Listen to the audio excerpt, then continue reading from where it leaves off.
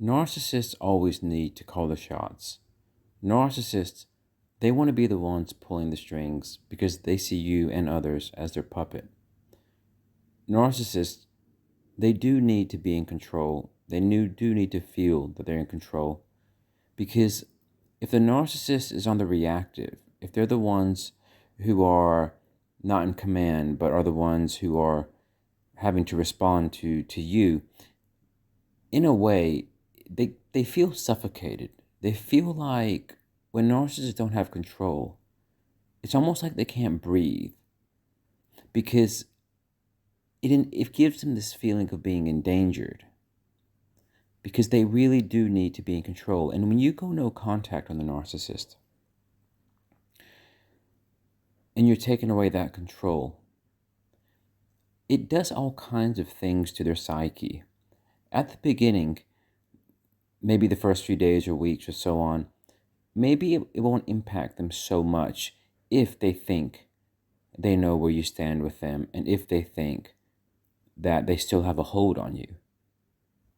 But if you're going no contact with the narcissist and they still believe they have a hold on you, then of course they need to see evidence of that surface in due course.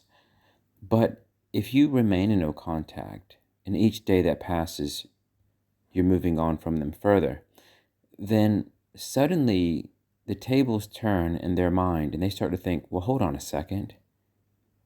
Maybe they are losing their grip on you. Maybe you are floating away. Maybe you are gravitating towards other things. And that's where they get this urgency, the sense of urgency, like they need to do something. That's where they think, how can they get control again? Or at least, how can they feel that they're in control again? And then you find it can sometimes be very challenging to stay no contact. It can sometimes be very challenging not to reach out to them because they try to reach out to you. They try to make contact with you. And sometimes they try to make you contact them. Especially if they're a very vulnerable type and they're very vulnerable to the narcissistic injury that they might suffer if they reach out to you and you reject them. What they'll do is they'll set up traps that are designed to make you chase them. Maybe they'll smear your name. They'll bad talk you to mutual acquaintances. And they'll do that in the hope and expectation that you'll get in touch with them to try to gain some sort of satisfaction around why they're doing that, settle the score with the narcissist. Or they might say or do something that's just a complete lie. They might say something to somebody, or they might even post it on social media, insinuating that you did something to them that of course is not true. And what they're trying to do is they're trying to put you on the defensive. And by putting you on the defensive and maybe getting upset with them and having a go at them, they've managed to trap you into breaking no contact and getting in touch with them. Of course, this validates their ego and further reinforces their control over you. Because they really dread when they don't have control. They really dread when you're in no contact. And their mind kind of goes into all kinds of directions where they somehow need to have control over you again. They need to try to get you to accept them back again. Or in many cases, especially if they're very vulnerable and they don't want to suffer a narcissistic injury at the hands of your rejection, they'll try to get you to get in touch with them. And they'll come up scheming with just about any trick in the book to make it happen. Because when they feel they need to get you back into their orbit, back into their atmospheric, vicinity, they so often they can't really process, well, generally they can't focus on other things. They can't prioritize other things. It's almost like until they can get you back under their grip, until they can get you to reach out to them, or at least entertain their hoover if that's the approach they're taking to regain that sense of control, and to validate them, it's almost like they can't really focus on anything else and they can't really move on to other things, at least not for long, because they'll always find themselves relapsing back onto the thought of you. It's almost like if they do something to push you away and then you stay away and you stay no contact, it just doesn't cut it for them. They can't accept it. It doesn't matter how bad or toxic or unfair they were towards you, how abusive they were towards you, and then they end up pushing you away off the back of all that abuse. If you accept it, it's almost like all of a sudden the thought of you eats at them, eats away at them, slowly destroys them, because the thought that they push you away after abusing you and you accepting it, they just can't bear it. Narcissists, they have this really twisted way of thinking where they think they're entitled to having people who will continuously subject themselves to the narcissist's abuse, that the narcissist can push the person away, punish the person, hurt the person again and again, but in their minds, the person has to keep coming back to them it's almost like they're attached through some kind of cord. And in their mind, it doesn't matter how much they hurt, harm you, and push you away. If you end up going away, then they feel like you're doing something unfair to them and they have to bring you back in. And of course, when they bring you back in, they've already summoned that many more sticks to punish you with. That they have that many more demons to launch upon you, because each new iteration with the narcissist, they punish you that much more. And it's just like, well, how do you win with them? Well, you don't.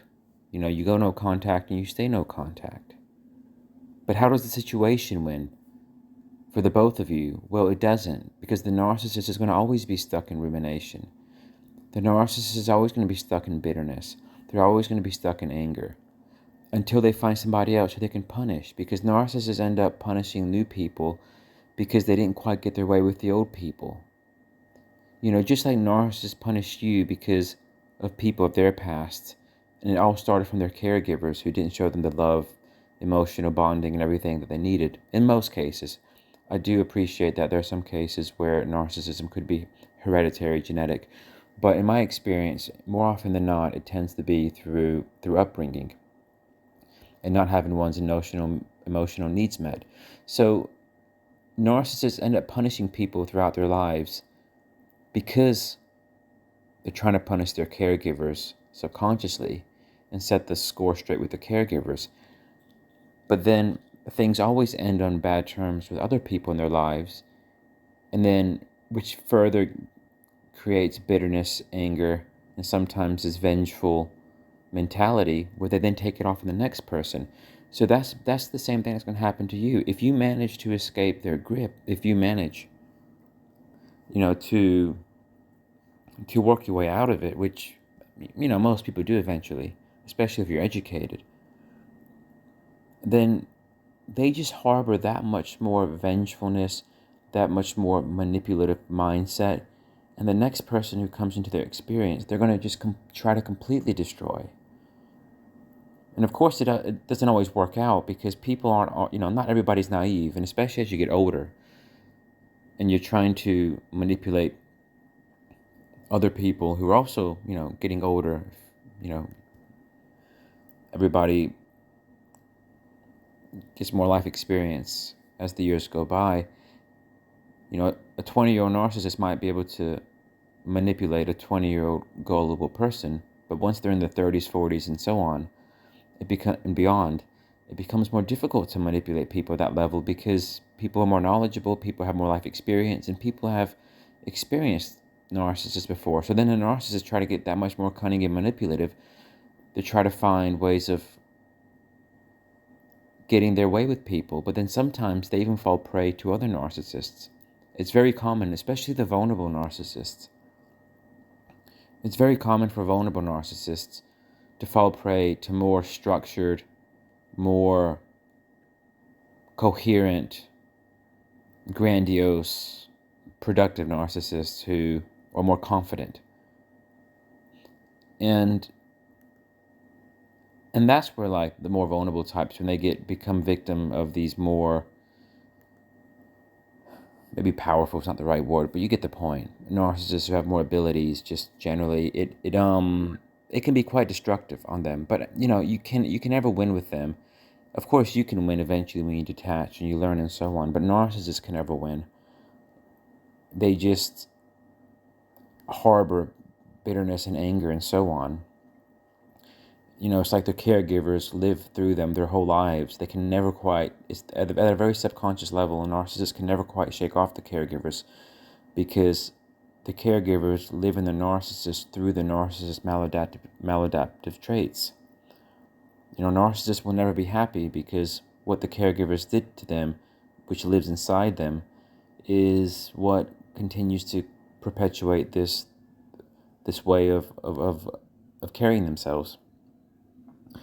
But yeah, going no contact, taking away control and sticking to it and moving on, it just makes them so angry at you, so bitter. They'll play every trick in the book, but of course, they only have but so much time and energy to devote to people, including yourself. But it just means that they'll be that much more careful and cunning with the next person, and they'll try to punish that person even more because of what you did.